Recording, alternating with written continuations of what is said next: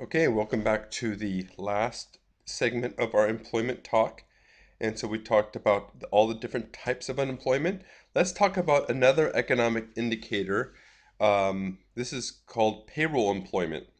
Now, keep in mind, I told you the BLS publishes employment data. They publish this the first Friday of every month, and the report is based upon the employment data the month before. So let's say the first week in March, you would get a report on February data. Now, the all of the data that comes out comes from two different surveys. One survey surveys employees. That's the survey we talked about that's conducted by the Census Bureau. Another survey surveys employers. And this one is done by the Bureau of Labor Statistics. And one of the statistics that comes out of that is called payroll employment. This is the most important economic indicator that comes out in terms of reflecting on the health of the economy. And this basically tells you how many jobs were created on net. So the unemployment rate is over 8%. How many jobs per month must be created to achieve full employment? So, if you want to get the unemployment rate down, the economy has got to generate a minimum amount of jobs every month to lower the unemployment rate. So, geez, this is in the wrong order. I'm sorry. Let me just jump ahead here. So currently, we have about 153 million people in the labor force, which there are 12.8 million people unemployed. At a 5% unemployment rate, there would be 7.7 people unemployed. So do you see the difference between this number and this number? That's how many jobs have to be gained. We have to gain 5.1 million jobs in order to get from a uh, 8% unemployment rate to a 5% unemployment rate. So take a look at this. This puts this in perspective. If we want to create 5 million jobs in a year, we need to generate about 417,000 jobs per month, every single month, in order to get that 5 million jobs. If we only generate 208,000 a month, it's going to take us 2 years. 139,000 jobs per month, 3 years, and 83,000, 5 years. Now let's look what we've been doing.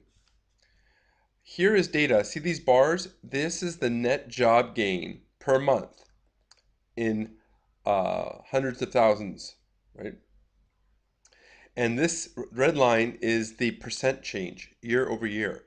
So what I want you to do is, if we look at a 400,000 jobs per month we were talking about in order for us. So let me go back to this. If we generated 417,000, we would get the unemployment rate down to 5% in 1 year. Well, do you see any bars close to 400,000 jobs? No. Let's go back. So here is the line. You would need to see bars at this level to get the unemployment rate down in 1 year. Now, if we want the unemployment rate to come down to 5% in 2 years, you need to see these bars at or above this line. And you could see over a 2 year period, we only had 1, 2, 3, 4, 5, 6, 7 months out of 2 years at or above 200,000 jobs.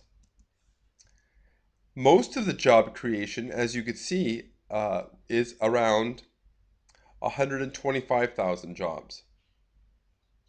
And that means it's going to take us 3 years to get the unemployment rate down.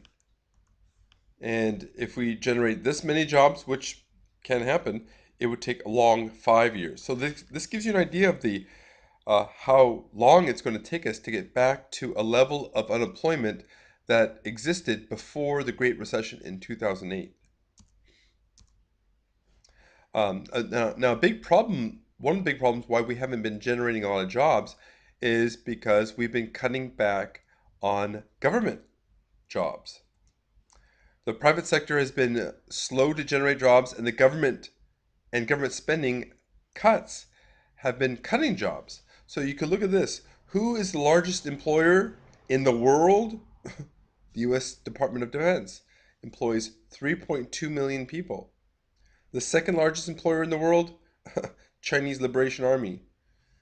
The third biggest employer in the world, Walmart. So you can see the government employs a lot of people. So there is a very cool tool at the St. Louis Federal Reserve. It's called Alfred, and lets you see um, out of date economic information, thus letting me make this chart highlighting the importance of new economic data. So what did I do? The lower line right here shows how many jobs we thought we had created in 2012.